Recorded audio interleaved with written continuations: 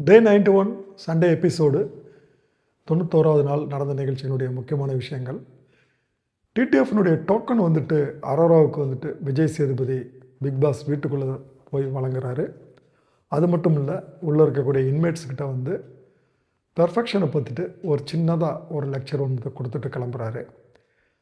அதற்கப்புறம் வந்துட்டு நிகழ்ச்சியில் வந்துட்டு என்னென்ன விஷயங்கள் நடந்தது அப்படின்றது நம்ம ஒன்று ஒன்றா பார்ப்போம். விஜய் சேதுபதி இன்னும் ஒரு விஷயத்தை வந்து மறக்காமல் பதிவு பண்ணுறாரு. விக்ரம் வந்து திவ்யா மேலே வச்ச நீ ஃப்ராடு, ஈகோ சென்ட்ரிக்கு, மேனியாக்கு, இந்த மாதிரி சொன்ன விஷயங்களை வந்துட்டு அவர் வந்துட்டு கண்டிக்கிறாரு.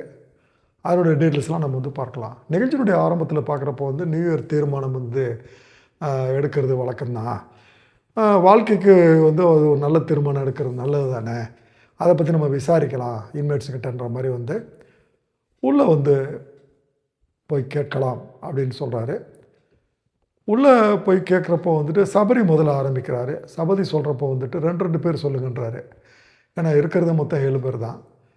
சபரி வந்து வினோத் கோவத்தை வந்து குறைக்கிறதும், சாண்ட்ரா வந்து எமோஷனை குறைக்கிறதும், இந்த தீர்மானம் எடுக்கிறது அவங்களுக்கு நல்லதுன்றாரு.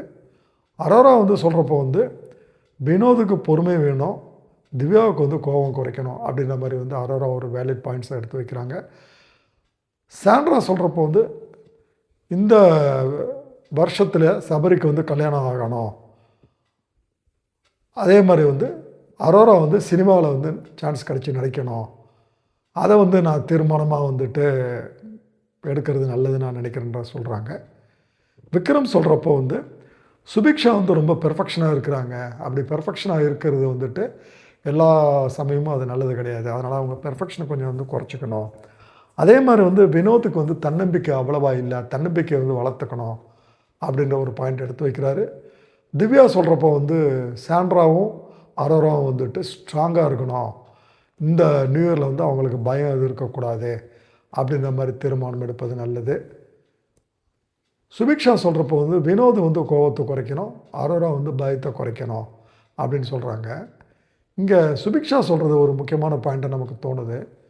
அரோரா கொஞ்சம் பயப்படுறாங்க, ஒரு இன்செக்யூரிட்டியாக இருக்கிறாங்க அப்படின்ற விஷயத்தை வந்துட்டு நம்ம இப்போ தான் புதுசாக வந்து கேள்விப்படுறோம். வினோத் சொல்லும் பொழுது வந்து அரோரா வந்து மற்றவங்கள நம்புறதை வந்து குறைச்சிக்கணும், எல்லாத்தையும் வந்து நம்புறதுன்றது நல்லது கிடையாது, ஸோ இதை ஒரு தீர்மானமே அவங்க நியூ இயர் தீர்மானமாக எடுக்கிறது நல்லது. அதே மாதிரி வந்து சபரி வந்து அவங்க அம்மா பேச்சை கேட்டு வந்து கல்யாணம் பண்ணிக்கணும் அப்படின்னு வந்து சொல்கிறப்போ வந்துட்டு இங்கே வந்து விஜய் சேதுபதி தலையிடுறாரு. சாண்ட்ரா சொல்கிறப்போ தலையிடாத விஜய் சேதுபதி வினோத் சொல்கிறப்போ தலையிடுறாரு. கல்யாணன்றது தனி மனித உரிமை, அதெல்லாம் நம்ம வந்து தலையிடக்கூடாது, அது எப்படி ஒரு தீர்மானமாக எடுத்துகிட்டு வரோம் அப்படின்னு சொல்லி வினோதை வந்து உட்கார வச்சிடுறாரு.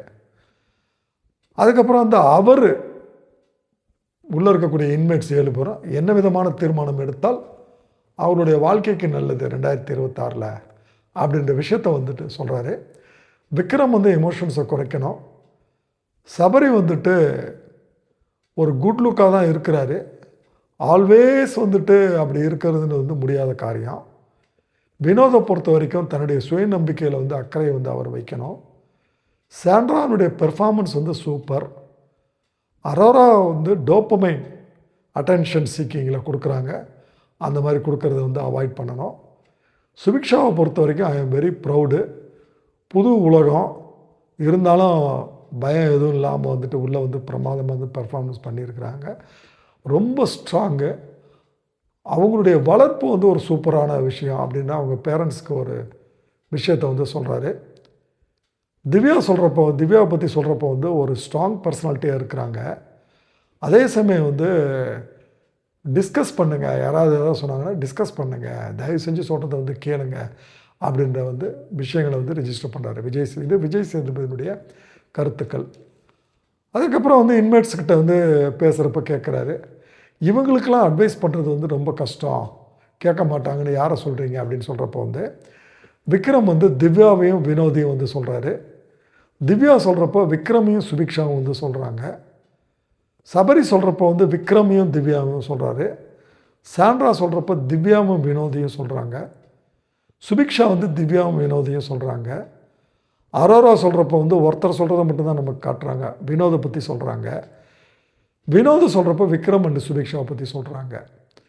ஸோ இதனுடைய ஒட்டுமொத்தம் வந்து விக்ரம், வினோத், இவங்க திவ்யா, இவங்க வந்து அட்வைஸ் பண்ணுறது கஷ்டம், அவங்க தன்னை மாற்றிக்கின்றது வந்துட்டு மெஜாரிட்டியாக சொல்கிறதுலேருந்து நமக்கு புரிய வருது. அதுக்கப்புறம் வந்து விஜய் சேதுபதி ஆரம்பிக்கிறாரு விக்ரம் எழுப்பி, நீங்கள் நாமினேஷனில் வந்துட்டு சொல்கிறப்போ வந்து திவ்யா மேலே வந்து ஸ்ட்ராங்காக வந்து சில பாயிண்ட்ஸ்லாம் சொன்னீங்க, அது ஏன் சொன்னீங்க அப்படின்னு நான் தெரிஞ்சுக்கலாமா அப்படின்னு வந்துட்டு கேட்குறாரு. கேட்குறப்போ நான் வந்து நாமினேஷன் பண்ணுறதுக்கு முன்னால் வந்து ஒரு விஷயத்தை ஆர்கியூ பண்ண போகிறப்போ அவங்க உச்சுன்னு சொன்னது என்னை ட்ரிகர் பண்ணிடுச்சுங்க. நான் அப்போ ஏற்கனவே உடஞ்சி போயிருந்தேன், என்னால் தாங்க முடியல. அவங்க நடிக்கிறாங்க, அதனால நான் ஃப்ராடுன்னு சொன்னேன். அவங்க வந்து சில விஷயங்களை கேட்குறதில்ல, அதனால் ஈகோ சென்ட்ரிக்குன்ற வார்த்தையை பயன்படுத்தினேன். அவங்க வந்து ஒரு பிரச்சனையை விட்டுட்டு போயிடுறாங்க, அதனால் கோழைன்னு சொல்கிறேன் அப்படின்ற மாதிரி வந்து எந்தெந்த விஷயங்களை சொன்னால் அவர் வந்து டபாய்க்கலாம் மாட்டாமல் இருக்கக்கூடிய விஷயங்கள்ன்றதை வந்துட்டு தெளிவாக வந்து எடுத்து சொல்கிறாரு. அந்த நேரத்தில் வந்துட்டு விஜய் சேதுபதி வந்து திவ்யா வந்துட்டு நீங்கள் சொல்லுங்கள் இதை பற்றி என்ன நினைக்கிறீங்க அப்படின்னு கேட்குறப்ப வந்து, சார் இப்போ விக்ரம் வந்துட்டு பாடி லாங்குவேஜ் காட்டி வந்து ட்ரிகர் பண்ணுறாருங்க, முதுகை காட்டிட்டு ஓடாதுன்றது வந்துட்டு அடிக்கடி வந்து சொல்கிறாரு. அதுக்கப்புறம் வந்து சொல்கிறத வந்து கேட்குறதுக்கு அவருக்கு பொறுமை இல்லை. நான் சொல்கிறத அவர் கேட்டுட்டு அதுக்கப்புறம் அவர் சொன்னால் பரவாயில்ல, நான் சொல்ல ஆரம்பிக்கிறதுக்கு முன்னாலே வந்து கட் பண்ணுறாரு அப்படின்ற மாதிரி திவ்யா அவங்களுடைய பாயிண்ட் எடுத்து வைக்கிறாங்க. இதெல்லாம் நம்ம எபிசோடில் பார்த்தது தான். அதுக்கப்புறம் வந்து விஜய் சேதுபதி வந்து விக்ரம் கிட்ட வந்துட்டு, நீங்கள் ரொம்ப வந்து லவுடராக வந்துட்டு மனைவி கிட்ட வந்து பேசிட்டு போனீங்க, அந்த பக்கத்தில் இருக்கக்கூடிய திவ்யாவுக்கு வந்துட்டு இது வந்து கேட்டிருக்கிறது, அது கூட உங்களுக்கு புரியலையான்னு கேட்குறப்போ வந்துட்டு, சாரி சார் நான் ஓவர் திங்கிங் பண்ணிட்டேன் அப்படின்றது வந்து அட்மிட் பண்ணுறாரு. நீங்கள் புதுசாக தப்பு பண்ணிக்கிட்டு இருக்கிறீங்க, மீண்டும் மீண்டும் பண்ணிக்கிட்டு இருக்கீங்க விக்ரம அப்படின்ற மாதிரி வந்து சொல்கிறாரு. அதுக்கப்புறம் வந்துட்டு நீங்கள் எதிர்பார்க்குற மாதிரி வந்துட்டு திவ்யாவும் எதிர்பார்ப்பாங்க, திவ்யா மட்டும் இல்லை மற்றவங்களும் வந்து எதிர்பார்ப்பாங்க, ஏன் வந்து எல்லை மீறி போகிறீங்கன்ற வந்து விக்ரம் வந்து கண்டிக்கிறாரு. ஸோ இந்த இடத்துல அவர் வந்து திவ்யாவுக்கு வந்துட்டு ஒரு அப்பர் ஹேண்ட் வந்து கொடுக்குறாரு, விக்ரமை கொஞ்சம் இறக்குறாருன்ற விஷயங்கள் வந்துட்டு நமக்கு தெளிவாகவே வந்து புரியுது. அதுக்கப்புறம் வந்து பிரேக் விட்டுட்டு போகிறாரு. போயிட்டு திருப்பி வந்து நாமினேஷன் ஆரம்பிக்கிறதுக்கு முன்னால், இவங்க ஜெயிக்க மாட்டாங்க, பொட்டியை தூக்கிட்டு போகிறது நல்லது தான் அப்படின்னு யாரை சொல்கிறீங்க அப்படின்னு கேட்குறப்ப வந்துட்டு ரொம்ப பேர் சொல்கிறது வந்து ரொம்ப ஆச்சரியமான விஷயந்தான். எல்லோரும் மெஜாரிட்டியாக சொல்கிறது விக்ரம் தான் சொல்கிறாங்க. சில பேர் வந்து சோஷியல் மீடியாவில் சொல்கிறப்போ விக்ரம் வந்துட்டு ஜெயிச்சிருவார், அவர் வந்து ஸ்ட்ராங் கண்டஸ்டன்ட்னு சொன்னாங்க. பட் இவங்க சொல்கிற இன்மேட் சொல்கிற விஷயங்களை பார்க்குறப்போ வந்து விக்ரம் வந்து ரொம்ப வீக்காக இருக்கிறாரு, ரொம்ப அன்ஸ்டேபிளாக இருக்கிறாரு, ரொம்ப சென்சிட்டிவாக இருக்கிறாரு, உடஞ்சி போயிடுறாரு, எமோஷ்னலி வந்து சென்சிட்டிவு, இந்த மாதிரி விஷயங்கள் இருக்கிறதுனால வந்துட்டு இவர் வெளியே போகிறது நல்லதுன்றது சொல்கிறத கேட்குறப்ப நமக்கு ஆச்சரியமாக இருக்குது. யார் யார் வந்து சொல்கிறாங்க என்னென்ன சொல்கிறாங்கன்றது நம்ம வந்து பார்த்தா தான் விக்ரம் யார் என்ன சொல்லியிருக்காங்கன்ற விஷயங்கள் நமக்கு வந்து புரியும். அதை நம்ம வந்து பார்க்கலாம். சபரி வந்து சொல்லுவார் விக்ரம் வந்து ஜெயிக்க மாட்டார், பெட்டி தூக்கிட்டு போயிடலான்னு சொல்லி. சபரி கூட இருக்கக்கூடிய சபரி சொல்கிறாரு, சுபிக்ஷா கூட இருக்கக்கூடிய சுபிக்ஷா வந்து விக்ரம்னு வந்து சொல்கிறாங்க. அதே நேரம் வந்து அரோரா கூட இருக்கக்கூடிய அரோரா விக்ரம்னு சொல்கிறாங்க. சாண்ட்ரா வந்து வினோதுன்னு சொல்லுவாங்க, திவ்யா வந்து அரோராம்பாங்க, விக்ரம் வந்து அரோராம்பாங்க, வினோத் வந்து விக்ரம்பார். ஸோ எல்லோரும் வந்து மெஜாரிட்டியாக விக்ரம் வந்து பாயிண்ட் அவுட் பண்ணுறது நமக்கே ஒரு பெரிய ஆச்சரியத்தை வந்து கொடுக்குது. அதுக்கப்புறம் வந்து விஜய் சேதுபதி வந்து யாருக்கும் வந்துட்டு இங்கே வந்து கப்பு முக்கியம் இல்லைன்ற மாதிரி நடந்துக்கிறீங்க, கிட்டத்தட்ட ஒரு வாரம் தான் இருக்குது, ஃபைனல்ஸ் வந்துட்டு பரபரப்பு இல்லாமல் இருக்கிறீங்க, இப்படி இருந்தால் என்ன இருக்குது, என்ன ஆகும் யோசிச்சு பாருங்கள் அப்படின்னு சொல்லிட்டு நாமினேஷன் வந்துட்டு லிஸ்ட்டில் வந்துட்டு பேர் எடுத்து படிக்கிறாரு. சுபிக்ஷா எலிமினேட்டட். சுபிக்ஷாவுக்கு வந்து முதல்ல அழுக ஆரம்பிக்கிறாங்க. அதுக்கப்புறம் அவங்கள தேர்தல் படித்து பிக் பாஸ் வந்துட்டு நீங்கள் நல்லா பண்ணினீங்க, பெர்ஃபார்மன்ஸ் பண்ணினீங்க, உங்களுக்கு சினிமாவுக்கு சான்ஸ் கிடைக்கிறது வாழ்த்துக்கள் சொல்லி வெளியே அனுப்புகிறாரு. விஜய் சேதுபதி வந்து எப்படி இருந்தது பிக் பாஸ்ன்னு கேட்குறப்போ வந்து அப்போ சுபிக்ஷா சொல்கிறாங்க, வித்தியாசமாக இருந்தது. டெஃபினட்டாக வித்தியாசமாக இருந்திருக்கும். ஏன்னா அவங்க வந்து ஒரு வில்லேஜில் இருந்து, அதுவும் வந்து தூத்துக்குடி ஒரு பின்தங்கிய மாவட்டம். அந்த பின்தங்கிய மாவட்டத்தில் பின்தங்கிய சமுதாயம், பின்தங்கிய சமுதாயத்தில் பின்தங்கிய பகுதியிலிருந்து வந்திருக்கக்கூடிய ஒரு நார்மல் கேர்ளு. அதனால் அவங்களுக்கு எல்லாமே வித்தியாசமாக தான் இருந்திருக்கும். அதை வந்து அவங்க வந்து தெளிவாக வந்து சொல்கிறாங்க. அது இல்லாமல் அவங்க சொல்கிறது வந்து நான் இங்கே வந்து ரொம்ப கற்றுக்கிட்டேன் அப்படின்னு சொல்கிறாங்க. அதுவும் வந்துட்டு ஒரு உண்மையான விஷயங்கள் தான். அதுக்கப்புறம் வந்து விஜய் சேதுபதி வந்து பாராட்டுறாரு சுபிக்ஷாவை. நீங்கள் எஃபர்ட்டை வந்து 100% வந்து போட்டிங்க, நீங்கள் one of the strong contestant அப்படின்ற மாதிரி வந்து பாராட்டுறாரு. பாராட்டினதுக்கப்புறம் வந்து சுபிக்ஷா விடைபெறுறாங்க. அதுக்கப்புறம் விக்ரம் சேதுபதி வெளியே போகிறதுக்கு முன்னால் வந்து பணப்பட்டியை வந்து மறந்துடாதீங்க, பிக்பாஸ் வந்து உங்களுக்கு ஒரு டாஸ்க்கு சொல்லுவார் அப்படின்னு சொல்லிவிட்டு அங்கேருந்து கிளம்புறாரு. உள்ளே வந்து பேசுகிறப்போ வந்து வினோத விக்ரமும் பேசுகிறப்போ வந்து வினோத் வந்து ஒரு தெளிவான பாயிண்ட் விக்ரம்கிட்ட வந்து சொல்லுவார், நீ வந்து திவ்யா வந்து ஃப்ராடுன்னு சொல்ல முடியாதுன்னு சொல்லிட்டு விஜய் சேதுபதி தெளிவாக சொல்கிறாரு, இது வந்து உன் மேலே ஒரு தப்பு தான் அப்படின்ற பாயிண்ட் எடுத்து வைப்பார். ஸோ படிக்காதவர், ஒரு பின்தங்கிய பகுதியிலேருந்து வந்தவர், நார்த் மெட்ராஸு இந்த இமேஜெலாம் இருக்கக்கூடியவர், தெளிவாக சிந்திக்கிறாரு, ஸ்ட்ராங்காக இருக்கிறாரு. பட் அழுகிறாரு, அது வேறு விஷயம். பட் எமோஷ்னல் பிரேக் டவுன்லாம் வந்து வினோதுக்கிட்ட அவ்வளவா கிடையாது. சில விஷயங்களுக்கு வந்து நட்புக்காக வந்து ஸ்ட்ராங்காக நிற்கக்கூடிய விஷயங்களை அவர் நின்று இருக்கிறாரு. தனக்கு கெட்ட பேர் வந்தாலும் பரவாயில்லன்ற மாதிரி நின்று கெட்ட பேரும் வாங்கியிருக்கிறாரு.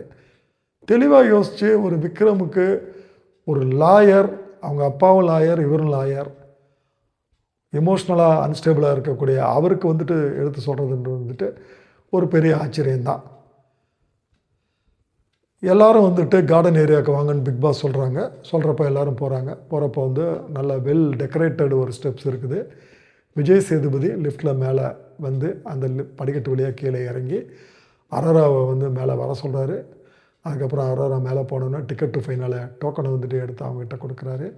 அப்புறம் படிக்கட்டுலேருந்து கீழே இறங்கி வந்து எல்லாரோடையும் வந்துட்டு பேசுகிறாரு. அப்போ வந்து பெர்ஃபெக்ஷனை பற்றி தென்கட்சி சுவாமிநாதன் சொன்ன கதைகளில் அவரை பிடிச்ச கதைகள் வந்து சொல்கிறாரு. ஸோ நமக்கு வந்து விஜய் சேதுபதி வந்து கதை புத்தகம் படிக்கிறான்ற ஒரு விஷயமும் வந்து நமக்கு தெளிவாகுது. அதே நேரம் தென்கட்சி சுவாமிநாதனை பற்றி அவர் தெரிஞ்சு வச்சுருக்கிறாரு அப்படின்ற ஒரு விஷயமும் வந்து நமக்கு ஒரு ஆச்சரியத்தை வந்து கொடுக்குது. பெர்ஃபெக்ஷனை பற்றி தென்கட்சி சுவாமிநாதனுடைய கருத்தை வந்து அவர் சொல்லுவார். ஒரு கதையை பற்றி சொல்கிறப்போ, பெர்ஃபெக்ஷன் இது ஒருத்தர் மனதில் இருக்கக்கூடிய ஓவியம் மாதிரி. அந்த ஓவியம் வந்து அவங்கள பொறுத்த வரைக்கும் வந்து பெர்ஃபெக்டாக இருக்கும், ஆனால் அந்த ஓவியம் மற்றவங்களுக்கு பெர்ஃபெக்டாக இருக்காது அப்படின்ற ஒரு விஷயத்தை வந்து பதிவு பண்ணுறாரு. இன்வெர்ட்ஸ் மட்டுமா பதிவு பண்ணுறாரு, நமக்கு தான் வந்து பதிவு பண்ணுறாரு. அதுக்கப்புறம் இன்வெர்ட்ஸ்கிட்ட வந்துட்டு ஜாலியாக உரையாடிட்டு விடைபெறுகிறாரு. அடுத்த வாரம் நம்ம வந்து சந்திக்கலாங்க. இந்த நிகழ்ச்சிகள் இதோட இவ்வளவு தான்.